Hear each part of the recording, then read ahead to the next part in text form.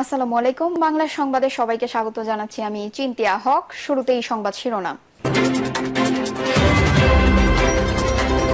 অন্তর্বর্তী সরকারের কথাবার্তা মানুষকে বিরক্ত করে তুলেছে বলছেন রিজভী।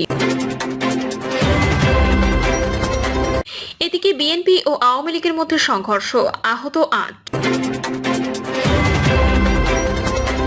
জানাবো উপদেষ্টারা নির্বাচনের কথা শুনলে ভয় পায় বলছেন আমিনুল হক। বিতর্কিতদের উপদেষ্টা পরিষদ থেকে সরালে সরকারের ভাবমূর্তি রক্ষা হবে বলছেন নুরুল হক নূর। এবং সর্বশেষ জানাবো চলতি মাসে চূড়ান্ত হতে পারে প্রবাসীদের ভোটের পদ্ধতি। শুনছিলেন সংবাদ শিরোনাম, এবারে বিস্তারিত। অন্তর্বর্তী সরকারের কথাবার্তা মানুষকে বিরক্ত করে তুলেছে বলছেন রিজভী। বিএনপি সিনিয়র যুগ্ম মহাসচিব অ্যাডভোকেট রুহুল কবির রিজভী বলেছেন, অন্তর্বর্তীকালীন সরকারের প্রতি আমাদের অনাস্থা এখনো নেই, কিন্তু সরকারের লোকজনের কথাবার্তা চালচলন মানুষকে কিন্তু বিরক্ত করে তুলেছে। এই কাজগুলো আপনারা করবেন না। অবিলম্বে নির্বাচনের সুনির্দিষ্ট তারিখ ঘোষণা করুন। অবাধ সুষ্ঠু নির্বাচন শেখ হাসিনা কেড়ে নিয়েছিলেন। সেই কেড়ে নেওয়া নির্বাচনের ধারা যদি এই সরকার চলে, তাহলে জনগণ মনে করবে শেখ হাসিনার গায়ের বাতাস আপনাদের শরীরেও লেগেছে। তাই ওই কাজ করবেন না। সরকারের উদ্দেশ্যে রিজভী বলেন, নির্বাচনের সুনির্দিষ্ট সময় দেন, এর মধ্যে অনেক কাজ করা যায়। সংস্কারের কথা বলছেন, সংস্কার করতে বেশি সময় লাগে না, 9.5 মাস সময় চলে গেছে। যদি চলতি বছরের ডিসেম্বরে নির্বাচন হয়, আরো অনেক সময় বাকি আছে, এত সময় লাগার তো কথা না। তিনি বলেন, আজকে জনগণের কর্তৃত্ব নেই, নির্বাচিত সরকার নিয়ে জনগণ ভোট দিতে পারছে না প্রায় 17 থেকে 18 বছর। জনগণ তার মনোনীত সরকার পায়নি বলেই কোনো জায়গায় প্রশাসন তার কর্তৃত্ব ফলাতে পারছেন না, পুলিশ কোনো কাজ করতে পারছেন না। সে কারণেই একের পর এক সমাজ বিরোধী কাজ, সন্ত্রাসী, খুন রাষ্ট্রে লেগে আছে। এগুলোর মধ্যে আমাদের আরো প্রতিবাদ করতে হবে, আরো জাগ্রত হতে হবে। প্রধান উপদেষ্টার উদ্দেশ্যে বিএনপির এই নেতা বলেন, আমরা আপনার বিরুদ্ধে নই, আপনার প্রতি সম্মান জানিয়েই আমরা কথা বলছি, কিন্তু আপনার উপদেষ্টারা যখন বড় বড় কথা বলে তখন আমাদের কথা বলতে হয়। আপনার এক উপদেষ্টা বললেন, আমি যদি বিদেশি নাগরিক হই তাহলে তারেক রহমানের বেলায়ও তো সেই কথা থাকবে। আরে বেটা বেকুব, সে কোনো স্ট্যাটাসে বিদেশে আছে, সে তো জাতিসংঘের সনদ অনুযায়ী সেখানে রাজনৈতিক আশ্রয় অবস্থান করছে। তারেক রহমান দেশে থাকলে শেখ হাসিনা তাকে হত্যা করত। এ সময় তিনি প্রশ্ন রেখে আরো বলেন, এখন তো শেখ হাসিনা নেই, তার আইন শৃঙ্খলা বাহিনী নেই, তারপরও কৃষক দল নেতা তারিকুল হত্যাকাণ্ডের শিকার হবে কেন? বিএনপি ও আওয়ামী লীগের মধ্যে সংঘর্ষ, আহত ৮। ঢাকার নবাবগঞ্জ উপজেলার নয়ারকান্দি এলাকায় পূর্ব শত্রুতার জেরে আওয়ামী লীগ ও বিএনপি সমর্থকদের মধ্যে সংঘর্ষের ঘটনা ঘটেছে। এতে নারীসহ অন্তত ৮ জন আহত হয়েছেন। আহতদের মধ্যে 3 জনকে ঢাকা মেডিকেল কলেজ এবং 5 জনকে স্যার সলিমুল্লাহ মেডিকেল কলেজ হাসপাতালে চিকিৎসার জন্য নেওয়া হয়েছে। ঢামেক হাসপাতালের পুলিশ ক্যাম্পের পরিদর্শক মোহাম্মদ ফারুক জানান, সন্ধ্যার দিকে গুরুতর আহত রাজীব হোসেন, আবুল হোসেন এবং মনির হোসেন নামে 3 জনকে জরুরি বিভাগে ভর্তি করা হয়েছে। তিনি বলেন, আহতদের প্রাথমিক চিকিৎসা দেওয়া হয়েছে এবং বিষয়টি সংশ্লিষ্ট থানায় জানানো হয়েছে। অন্যদিকে মিডফোর্ড হাসপাতালের জরুরি বিভাগের ওয়ার্ড মাস্টার সাজ্জাদ জানান, সন্ধ্যার দিকে নয়ারকান্দি এলাকায় থেকে নারী সহ 5 জন আহত অবস্থায় হাসপাতালে আসেন। আহতরা হলেন মোহাম্মদ বাবু, মোজাম্মেল, মোখলেস, ইব্রাহিম খান এবং সুরাইয়া বানু। তাদের সবাইকে জরুরি বিভাগে চিকিৎসা দেওয়া হয়েছে এবং বিষয়টি পুলিশকে জানানো হয়েছে বলেও জানান তিনি। আহত মোহাম্মদ জাফর অভিযোগ করেন, প্রায় 1 মাস আগে স্থানীয় আওয়ামী লীগ পন্থীরা একটি মিথ্যা মামলা দিয়ে আমার বাবা ও ভাই সহ কয়েকজনকে পুলিশে ধরিয়ে দেয়। জামিনে মুক্ত হয়ে তারা বাসায় ফেরার পর একজন চুল কাটাতে বের হলে 15 থেকে 20 জন আওয়ামী সমর্থক দেশীয় অস্ত্র নিয়ে অতর্কিতে হামলা চালায়। তিনি বলেন, আমাদের একমাত্র দোষ আমরা বিএনপি করি, এই কারণে পরিকল্পিতভাবে আমাদের পরিবারের উপর হামলা চালানো হয়েছে। এতে আমার ভাবি সহ মোট 8 জন আহত হয়েছেন।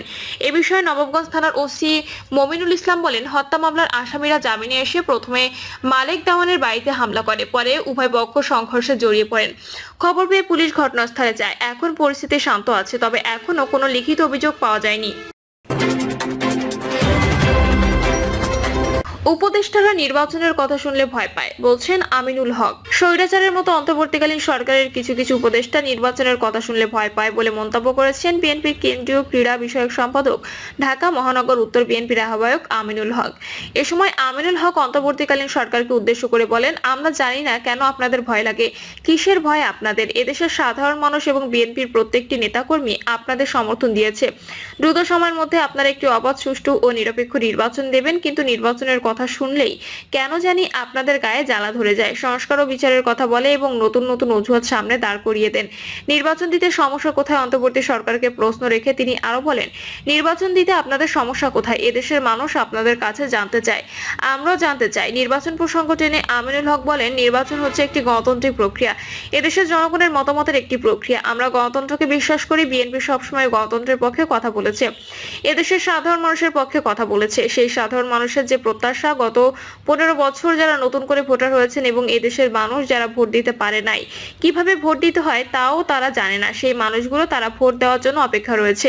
কিন্তু অন্তর্বর্তী সরকারের কিছু উপদেষ্টা, কিছু ষড়যন্ত্রকারী, কিছু গণমাধ্যমের ষড়যন্ত্রকারীরা তারা ষড়যন্ত্রের বীজ বপন করে নির্বাচনকে পিছিয়ে দেওয়ার অপচেষ্টা করছে।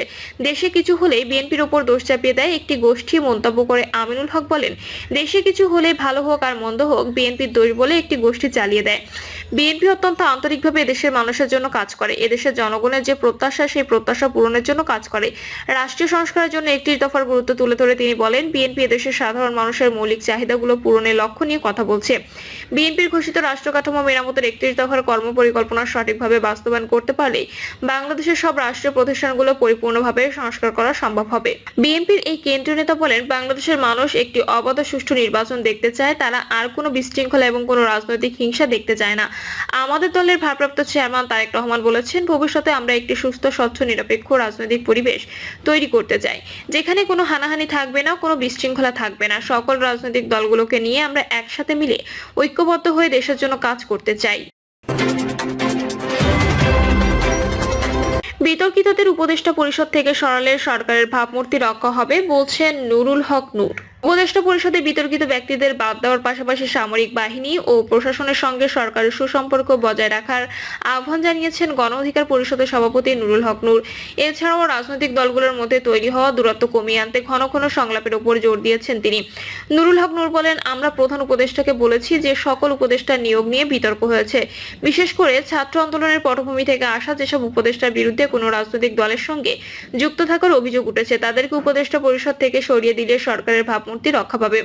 তিনি আরো বলেন, মনে করেন একটি মহল সামরিক বাহিনী সহ প্রশাসনকে সরকারের মুখোমুখি দাঁড় করিয়ে দেওয়ার চেষ্টা করছে। আমরা উপদেষ্টাকে বলেছি, আপনি সামরিক বাহিনী সহ প্রশাসনকে আস্থায় নিয়ে কাজ করবেন। রাজনৈতিক দলগুলোর সঙ্গে সরকারের দূরত্ব প্রসঙ্গে নূর জানান, প্রধান উপদেষ্টা এই বিষয়ে হতাশা প্রকাশ করেছেন এবং আগামীতে রাজনৈতিক দলগুলোর সঙ্গে ঘন ঘন বৈঠকের আশ্বাস দিয়েছেন। করিডোর ইস্যু নিয়ে গণ অধিকার পরিষদের পক্ষ থেকে সরকারকে বর্তমানে কোনো সিদ্ধান্ত না দেওয়ার আহ্বান জানানো হয়েছে। এছাড়াও নির্বাচনের রোডম্যাপের বিষয়ে সরকারের ডিসেম্বর থেকে জুনের অস্পষ্ট সময়সীমা সমালোচনা করে নূর বলেন, সময়ের মধ্যে রোজা আসবে, ঈদ আসবে, ইজতেমা আসবে, তাই আমরা বলেছি আপনি একটি সুনির্দিষ্ট মাসের কথা বলেন যেই মাসে নির্বাচন হবে। তিনি আরো বলেন, রাজনৈতিক দলগুলো নির্বাচন সহ সকল বিষয়ে সরকারকে সহযোগিতা করবে। উপদেষ্টা পরিষদের পুনর্গঠন নিয়ে প্রধান উপদেষ্টা সরাসরি কোনো মন্তব্য না করলেও নুরুল হক নূর জানান যে উপদেষ্টা বিনিয়োগের সময় অনেক নতুন মুখ ছিলেন এবং বর্তমানে তাদের পারফরম্যান্সের ভিত্তিতে যোগ্যতা যাচাই করা হচ্ছে বলে তিনি স্বীকার করেছেন। সরকারের প্রতি নিজেদের অসন্তোষের কথা জানিয়ে নূর বলেন, 9 মাস আগে যখন এই সরকার গঠিত হয়েছিল তখন আমরা যেভাবে সমর্থন দিয়েছিলাম সেই সমর্থন এখন আর নেই, তাই যত দ্রুত সম্ভব নির্বাচন দেওয়ার মাধ্যমে চলমান সংকট নিরসনের উপর নূর গুরুত্ব আরোপ করেন এবং নতুন কোনো বিষয় নিয়ে আলোচনার সুযোগ নেই বলে মন্তব্য করেন। প্রিয় দর্শক, এই ছিল এখনকার সর্বশেষ সংবাদ। আপডেট সব সংবাদ পেতে চ্যানেলটি সাবস্ক্রাইব করে বেল আইকনটি ক্লিক করে রাখুন।